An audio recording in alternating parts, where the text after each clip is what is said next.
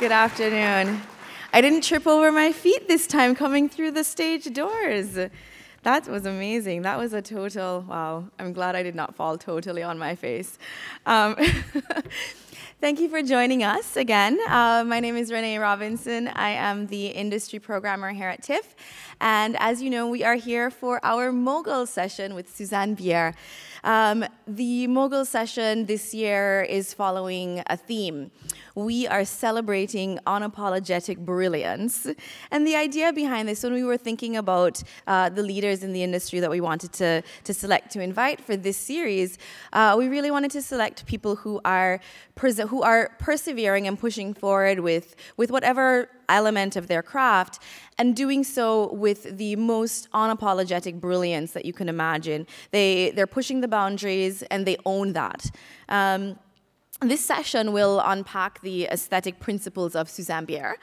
She's an Academy Award-winning cinematic master who dedicates her craft to going against the grain by pushing boundaries with the audience and with the industry. She's been called fierce, intelligent, and intense. And one of the things that stood out for me in programming this session is that within Susanne's body of work, you always see she pushes the audience to ask themselves, if it were me, what would I do? Putting usual people in unusual situations. Her highly acclaimed and awarded body of work includes Open Hearts, Brothers, which won the Audience Award at Sundance, After the Wedding, Things We Lost in the Fire, one of my favorites, In a Better World, which won both the Oscar and the Golden Globe for the Best Foreign Language Film, Love Is All You Need, and premiering here at TIFF, A Second Chance.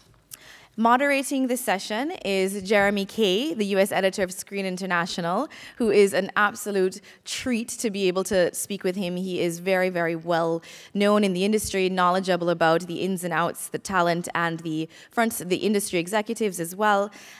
Please help me welcome, without any further ado, Jeremy Kay, moderating our Mogul, Susanne Bier.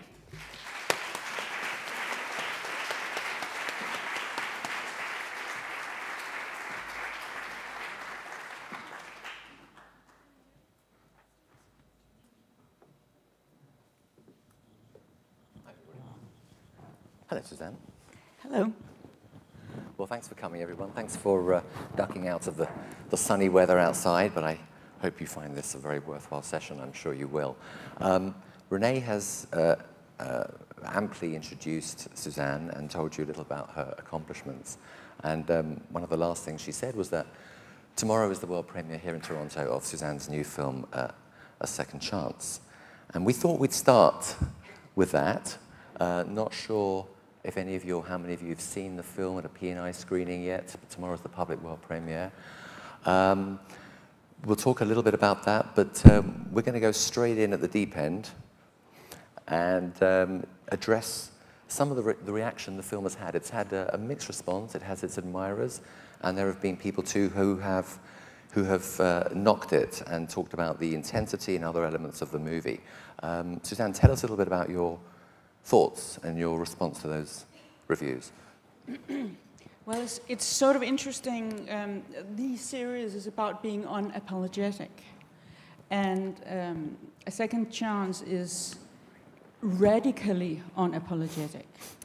I think to a point where it probably is going to sort of divide the waters a bit. It kind of deals with an extreme moral dilemma, and it does it pretty, you can say, almost aggressively. And I don't know, for some reason, I thought that was the right texture for that sort of story. And it's actually Anders Thomas Jensen who wrote the script and who I've had a lengthy collaboration with, had been sort of circling, or we'd been talking about the notion of kidnapping a kid. And he's been circling it and I've been circling it because it's something which has always fascinated me. The whole thing about like parenthood in a way, but also what what can make you do something which is so extreme and which is so wrong and yet needs to feel right, which is sort of, in a way, the theme of that particular film. Yeah, and you know, we also want to talk, and we'll come back to this, but we wanted to talk about your collaboration with Anders. How do these conversations begin when you talk about these movies? Can it just be you both deliberately sitting down, ready to work, or it's just happening when you're socializing, having dinner? How did this one come about? It doesn't happen. I mean, you don't really socialize with Anders Thomas. You do, but I mean, actually, we do decide that we want to do something. So we kind of work quite actively in terms of generating a story. But we might have dinner, we might go for a walk, and we might have a huge big fight. But we have a kind of very sort of sister-brotherly, very, very close relationship in a way, and it's become like that. And it started. We did a script which never came off, which was a script for an adaptation of The Doll's House, a kind of modern adaptation of A Doll's House, and that never really worked. And then we did Open Hearts, and for some reason, right from the beginning, I guess what happened first time we ever met, he came to one of my premieres. And he just came as a guest, and we said hello, and he said, that was a really bad film. And I was like, that's very nice of you to come to my premiere telling me that's a really bad film. And we started laughing, both of us, because it was so inappropriate, but it was also, I really appreciate the honesty. And somehow that's very much how our collaboration have been. And actually, to kind of tie up to the thing you said about before, the sort of mixed reaction on a second chance, I've never really been threatened by people not liking what I do. Of course, I mean, deep in my heart, I want everybody to, at all time, love everything I do, everything I say, everything I cook, everything, but unfortunately, that's probably not going to be the case with either of the things.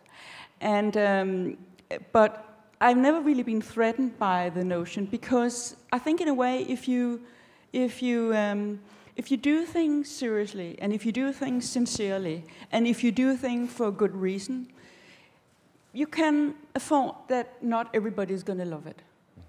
I think when it goes wrong is if you kind of feel that you haven't done something consistently, if you feel that you haven't done it with all your heart, then it becomes tricky, because then then it's more difficult to look them in the eyes and say, yeah, you might not agree, we might not agree about this, but I think it was right. Yeah, yeah. Did the film, in your conversations, did this film, well, I suppose no film pans out exactly how you expect it to be when you start, but did it change radically from your initial talks about what you were going to make, or did you always have a plan of making pretty much what we're going to see on the screen? It always changes. Like, everything we do always changes quite a lot in the process of doing it. But there's always a core notion which is there from the start and which needs to be protected. But, we might change the character. We might figure out that maybe the main character should be a woman instead of a man, or we might do pretty radical changes, but we don't feel that we actually alter the very substance which we were attracted to. Yeah. You're a mother, 2 children. Mm-hmm. Your films are clearly gritty and intense, but there's a reverence and a love for family in them. What does it do to you as a mother when you're going through this process of mapping out a movie and then actually filming it? I mean, it must be is it a difficult thing to deal with mentally while you're in the moment making this film? Are you asking me whether I, as a woman, find it difficult getting the family working and having a job? No. I was being ironic now, because it's a question I'm always being asked. And it's a question where kind of, it's the most boring question in the world, and I don't mean to insult you. No, I wasn't asking. But No. but you know, you were asking kind of whether it sort of influences my way of thinking about it, or sort of Your constant love for your family. You're making these films when you're putting audiences and characters through the ringer. I mean, it's super tough scenarios. How does that just make you feel when you come back and you see your family?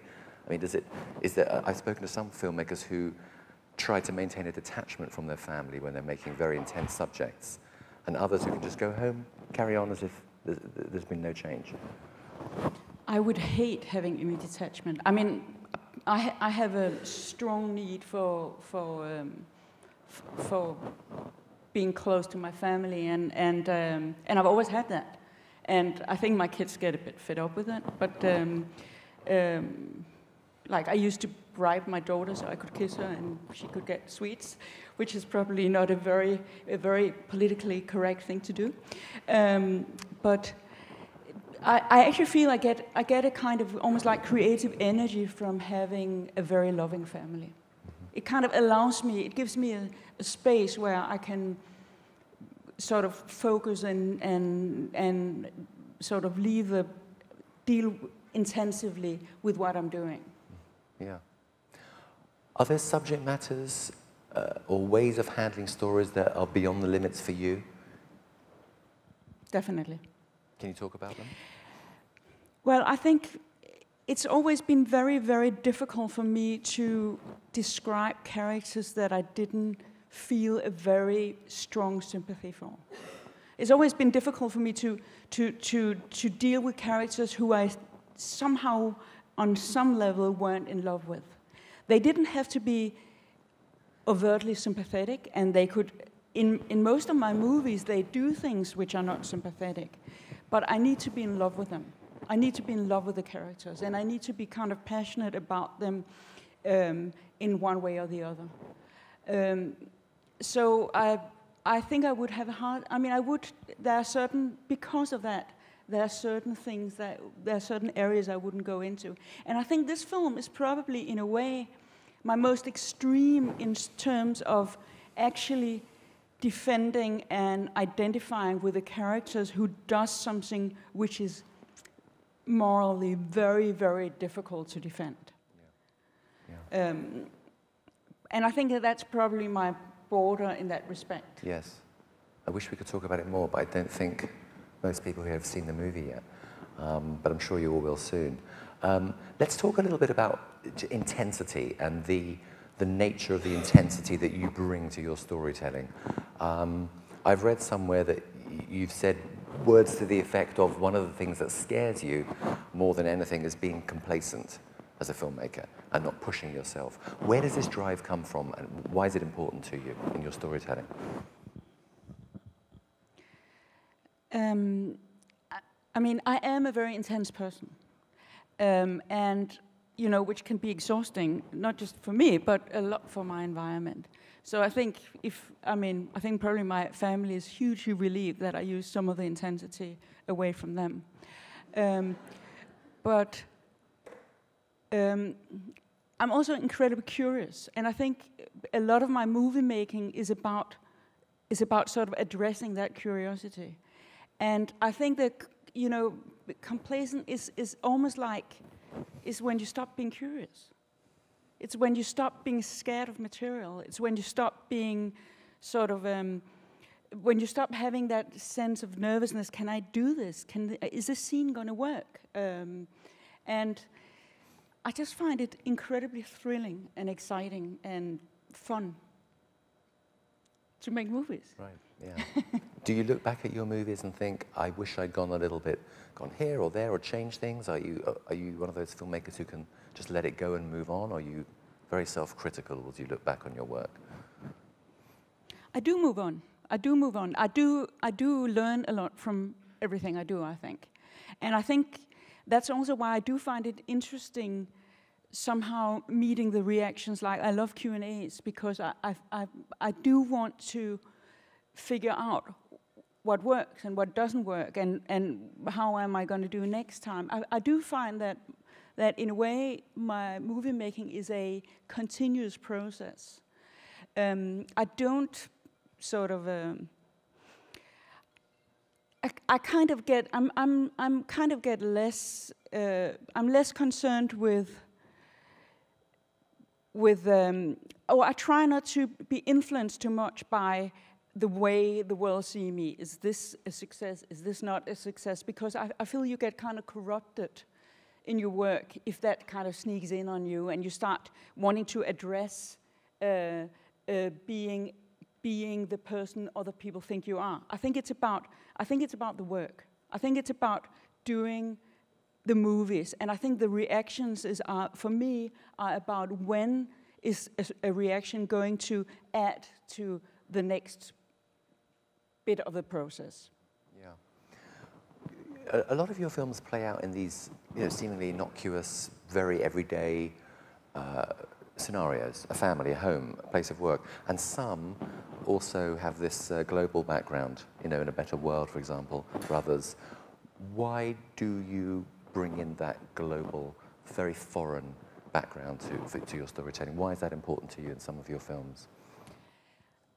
I actually think it because I've always perceived myself as a very global person, and I think, being Jewish and being from a family, from a background of, like, my father came to Copenhagen as a refugee and actually in reality was stateless and had no passport.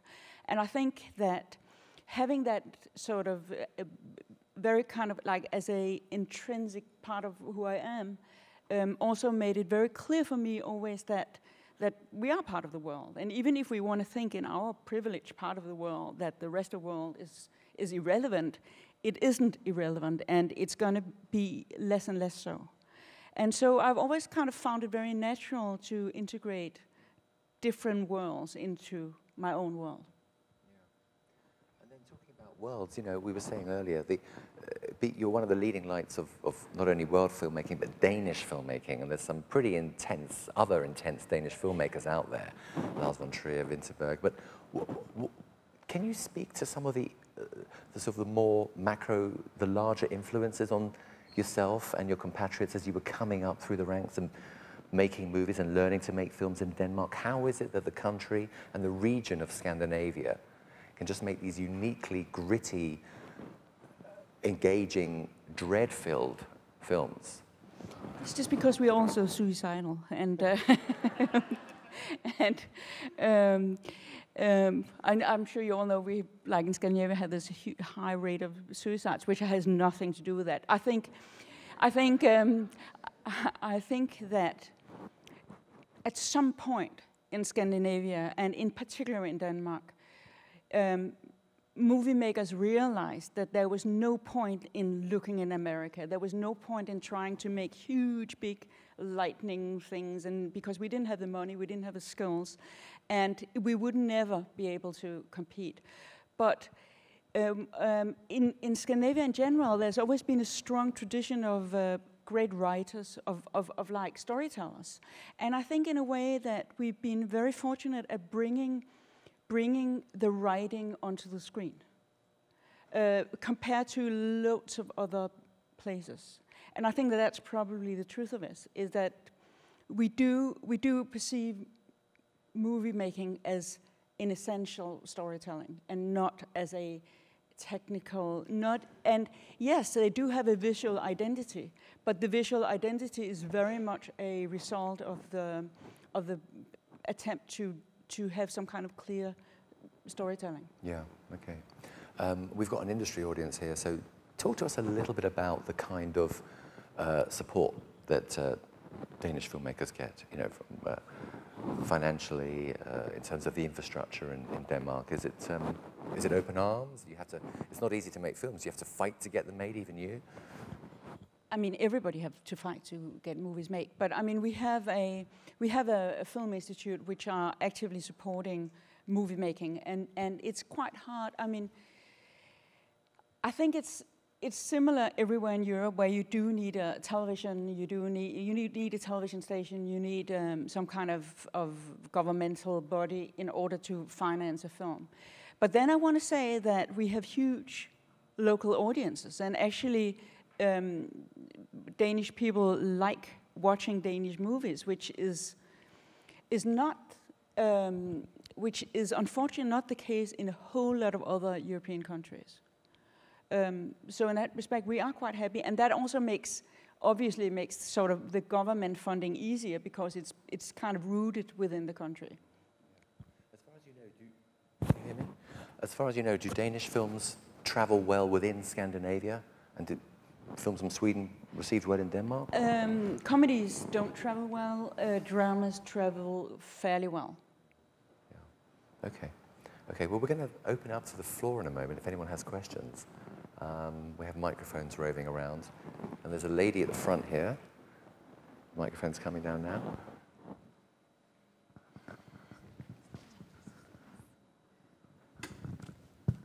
Susanne, I love your work. And I was wondering, with this new film that looks very exciting, how did you go about dealing with the drug issues? Did you do research into that, and also the police aspect of it? Or did you sort of use your creative imagination? I always do extensive research into those kind of things. The things that I like accuracy, and I think those things need to be accurate. Then once you kind of know what you're dealing with, you can then allow your imagination to use the knowledge, but you have to kind of figure things out. And it is it's a very thrilling and very brutal film, and I knew it was going to be very brutal. So I was very concerned about those elements actually being very accurate, because I thought one thing is you kind of take the audience for a ride, which isn't just a pleasant ride, which is also kind of possibly a little bit a scary ride, but you can't. Then you have to kind of be faithful to them in terms of having all those things cleared out. Thank you. Anybody else? Yes. Hi. I also love your work. You're my favorite director. And I just want to follow you around and learn at your feet. May I? I did see A Second Chance, and one thing that really struck me in it, as with all your films, is the way you're able to take, to use tiny, tiny moments that reveal so much about, that make characters so much more than one-dimensional, which is why it was such a great moral dilemma going on, because I totally understood where everyone was coming from and sympathized with even the people I maybe shouldn't have been, but I understood. So my question to you is how do you do that? It's like little moments. It's not a lot of expositional crap. It's not a lot of, look, everyone over here. It's just tiny, tiny little moments. Do you know what I'm talking about? I hope you do. I do, and thank you. I'm glad that you notice those little moments. I think in a way that those little moments are what character description is made from. You know, character description isn't made from the headlines. Character description is made from the way a person fiddles with a glass of water, the way a person stops before entering a room, or just kind of walks ahead. It's made of all those small little beats which sort of defines a character and defines where that particular character is at in his emotional arc, in his or her emotional arc. And it's like looking, it's kind of the same thrill as you know, the evil kids that look at an insect with a magnifying glass. It's that sort of thrill of actually going into the extreme detail and understanding the character through that detail. And that is hugely exciting. And I'm also like, I love when actors do things that they didn't do in the previous take and is really correct for the moment and is kind of adding to the scene. So I kind of stand there and have this explosive excitement by watching when they do those amazing things. Thank you. Anybody else? Somebody over here, yeah. Hi. Hi. I come from a background in the theater, and I'm a fan of Ibsen. So I was very curious when you mentioned that you were working on an adaptation of A Doll's House, and it didn't work. It was I guess you're saying it was like a contemporized version, and I'm curious about why that project didn't take off. Well, it was supposed to be a dogma film. It was right in the beginning of the dogma movement. And if anybody who knows the sort of dogma setup, which I suspect a lot of you do, know that they can't be period pieces. They have to be contemporary. And we had a kind of we thought, we can easily transport A Doll's House. And it just lost edge, funnily enough, because and we felt that it still feels contemporary, and you can take The Doll's House and you could probably transport it to a number of places today in the world, but you could not transport it to shoot it in Scandinavia because actually women's position have changed too much, and it just didn't work. But it was fun, and we got to know each other, and we continued then doing Open Hearts after that. Anybody else with a question? Yes, gentleman at the front here, in pink shirt. Throw the mic. My question is about the accolades, like you've won the awards, but does it really come from the audience reaction or the figures at the box office? What sort of is the biggest thrill for you? Is it the industry recognition or is it the audience recognition? Must I choose? No. You don't have to, but... I kind of like both. You can't really say. I mean, I do really appreciate both. And it is. Look, it's amazingly thrilling and fun to get an Oscar. I mean, there's no denying that. I mean, without trying to be in any way saintly, because I'm really not, I do actually think that the most exciting thing is actually doing the work. Well said, yeah. Anybody else? There's someone at the back there, waving the hand.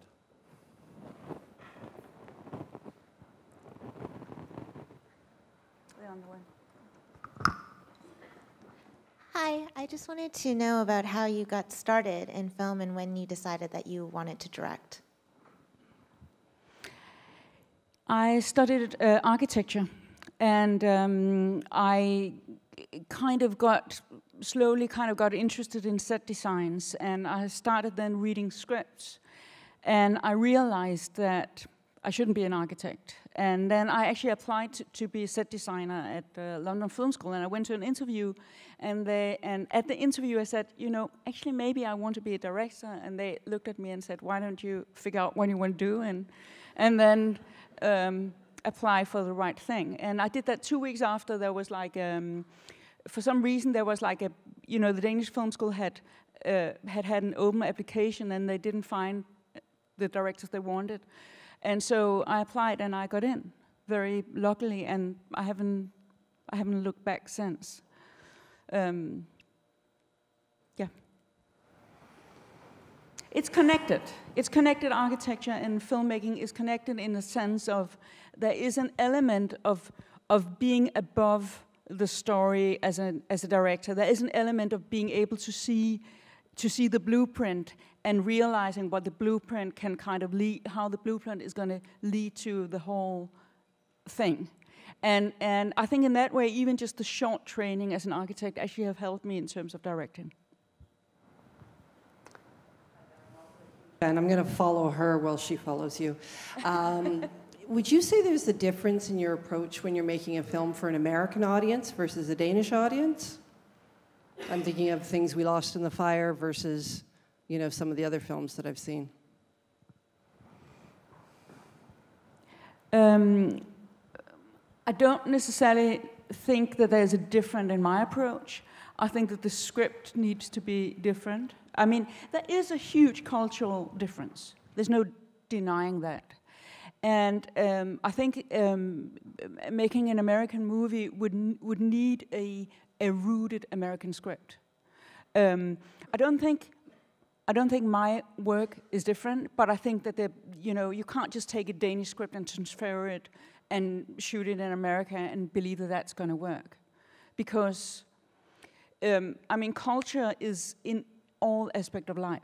It's in it's so funny. It's so funny. On the first night here, we went to a Hollywood reporter party, and everybody at the party was from they were not everybody, almost everybody were like American and clearly from LA, and the way they dressed, the way they talked, the way they drank their drinks, and then we went straight to the French party, and everybody was so French.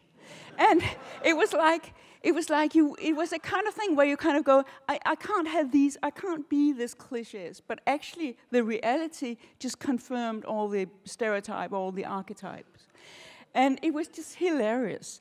And I think that I think one would be very naive and also very ungenerous to underestimate those differences, because actually those differences are enriching our society and are enriching our lives.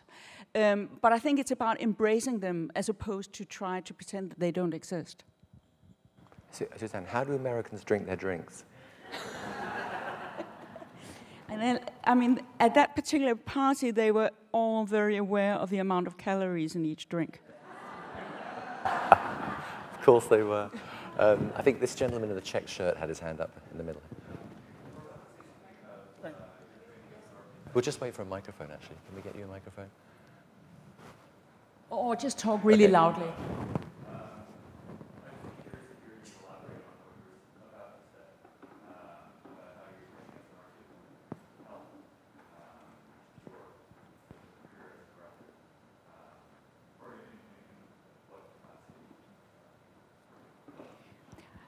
I think what you do as an architect, you have all these fantasies. You have all this, as an architect, like you kind of sit and you want to design a house, or you want to design a church, I mean, anything kind of thing. And that involves all those thoughts and fantasies about the people who are supposed to use those spaces you are meant to design. And I think for me, I kind of got caught up with the people moving around within the spaces more than I kind of was actually that fascinated by the actual spaces. But I think that there is a clear connection, and I think it did teach me a certain level of kind of zooming in and out of the spaces and the character. Because you can say in a way that each movie is, like each frame in a film is a space where a character is going to move around. And so I think that you use that spatial understanding in order to then make a linear storyline. Does that make sense, or is that completely obscure? No. A bit obscure. Hi, Susanne. I'm wondering if you could share a little bit about your process, particularly in the early stages, from getting a script. So how do you think about breaking it down? What's your way into the story? I mean, if we talk about scripts, the scripts that I don't work on with Anders Thomas Jensen, which is a different kind of process. If we talk about reading scripts and then figuring out how they're going to translate into a film, it's a little bit different. At least initially, it's a little bit different. But basically, I read scripts pretty emotionally. I kind of read a script, and then I kind of, does this move me? Does that kind of engage me? Do I believe the characters? Do I kind of, do I want to actually turn the next page, or am I finding myself just wanting to go and do all sorts of other things all the time? Because if I find myself wanting to do that, probably the movie's going to be like that as well, and then it's not really worth it. So that's how I read a script. Then, I mean, when I work on it, then I quite fast start sort of seeing scenes and seeing it quite easily comes to life for me. And I kind of know, like, it's interesting. I can sit at script meetings, and and there will be somebody saying, "I don't understand why this character doesn't have a bigger reaction," and I'll go, "Oh, but the character has," and I know that it's just because I've decided that in that particular scene the character is going to have a huge reaction, but it actually is not in the script yet.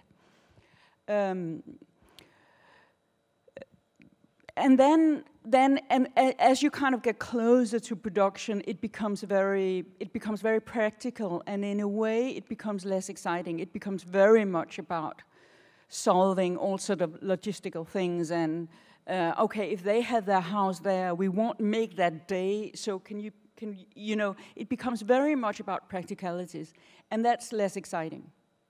And then it becomes exciting again shooting, and then it becomes super exciting while editing. Yes. Hi, Susanne. My name is Jordan. I'm actually French, so I take your little comment as a compliment from earlier. I was wondering, so I'm a director myself. I just made a first feature film recently, and I know in your work, like it was said before, there are so many small details, and these are things that as a young director are very hard to explain to a producer, are all present in the script, even though we can't always get them. And also, from experience now, I can tell that a lot of those things also happen while rehearsing with the actors, working with them, and on the set. Sometimes, you know, in different takes, something happens, sometimes random things, but that they work. Those are the details that make the difference.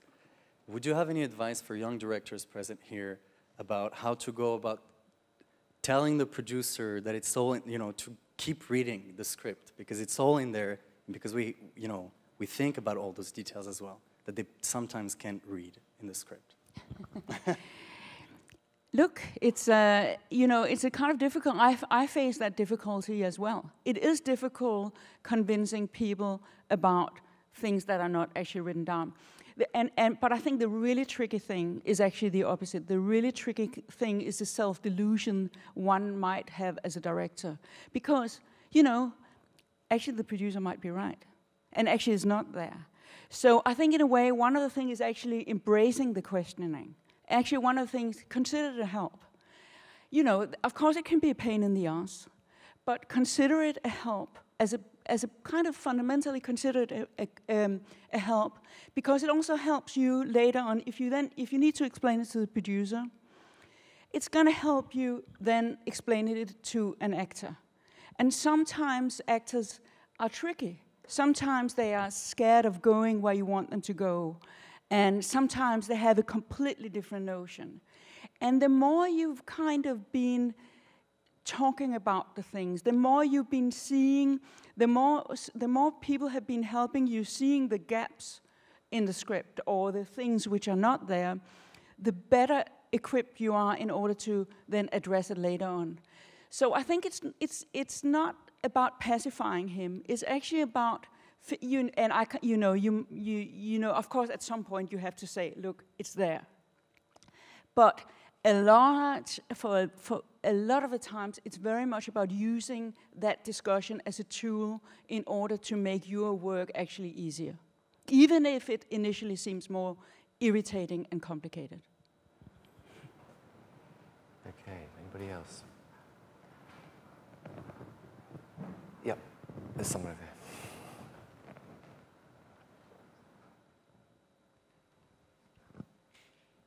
Hi. Hi.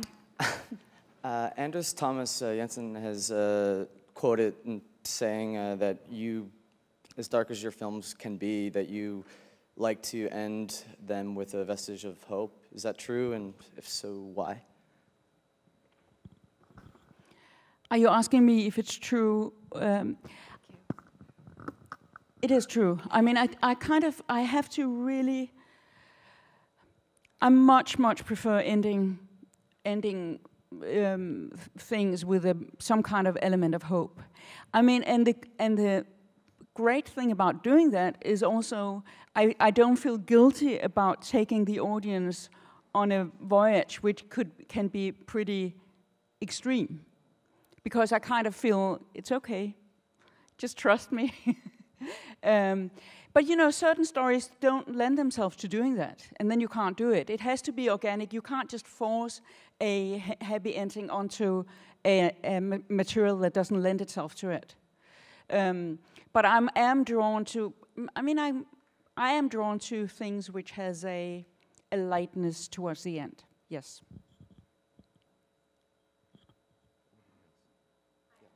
Hi. I loved A Second Chance, by the way. It's terrific. I run or work with a social collective in Los Angeles for women who work in film and TV. And it's a really huge deal for us in the Hollywood world right now. You know, just women, I mean, there's so many issues, but I'm just curious, you're a very successful female director, and I'm curious sort of what issues you may have had to deal with or continue to deal with that maybe you feel would have been different from, you know, or if challenges, etc. Look, I think it is a huge, big issue, and I think it's hugely important, and I think it is I think what you deal with, and you deal with it less in Scandinavia than you do in many other parts of the world, is a certain kind of intrinsic lack of respect. It's almost women needs to be more, they need to be tougher than the men, or they need to, I mean, if you have like a natural feminine way of approaching things, it seems almost, it's going to be perceived as weak, even if it isn't. And that is something that I will fight, that I'm fighting, and I'm sure a lot of women in the audience will be fighting the same thing. Do we want to kind of pretend that we are guys, and do we want to kind of catch up with their ways of dealing with each other, or do we not? Or do we want to do we kind of maintain the integrity of not doing that? And it's tricky. But I think, you know, I think there is a way of being how can you say, being kind and yet firm. I'm not necessarily saying that all women are more kind than men, but I think there is a different way of communicating. There's traditionally a different way of communicating. And I think we would lose if we let the men define the way we are communicating. So just wondering, how do you get the performances that you need, and do you let the actors improvise? Do you do many takes, and how do you approach time? And also the editing process. When do you know, like, do you test it out with an audience? Do you trust your own instincts, and do you trust yourself that it's ready to go out there? When do you know it's ready? When do you know that it's ready? I mean, I know I'm in the danger of being prosecuted here, but I do love testing. I think like having discussions with producers, I think it's a real tool in order to understand your material. I think you can't, it's very naive to think as a filmmaker that you completely comprehend what in the material communicate and what does not communicate. And I never tested a movie where I hadn't had surprises. And I think it's really worthwhile doing it, and it's hugely, hugely interesting. I think that there are different ways of testing, and I don't necessarily think that traditional way of testing are always the best, but I think definitely test your material at all times. And use it, maybe speak to the test audience, figure out where are they bored, where are they entertained, where don't they get what the actor is doing. And in terms of the acting, I do rehearse with the actors on the morning. I spend like an hour and a half on my own with the actors, having the DP there, and then we might change the scene. We kind of use we rehearse on the scene, but we might take the dialogue away. We feel completely at liberty to treat the material whatever way we like while we're rehearsing. And what usually happens is that by the end of the rehearsal, we come back and we actually usually use the material that was there. But just taking a step away from it enables us to see how to use it. So I do rehearse, I do improvise, but I don't improvise from nothing. I kind of usually get pretty bored with improvisations. I think what happens is usually in improvisation is that at some point the actors are always going to start arguing, because actors need fuel, they need dramatic fuel in order to feel that the scene is alive. And it's difficult if there isn't written material. And then they start arguing, and you kind of know that that's going to happen, and it gets boring. So I like a sense of freedom with the material, but I very much appreciate having the written scenes and using those. Sadly, that's all we have time for. Susanne Bier, thank you very much. Thank you.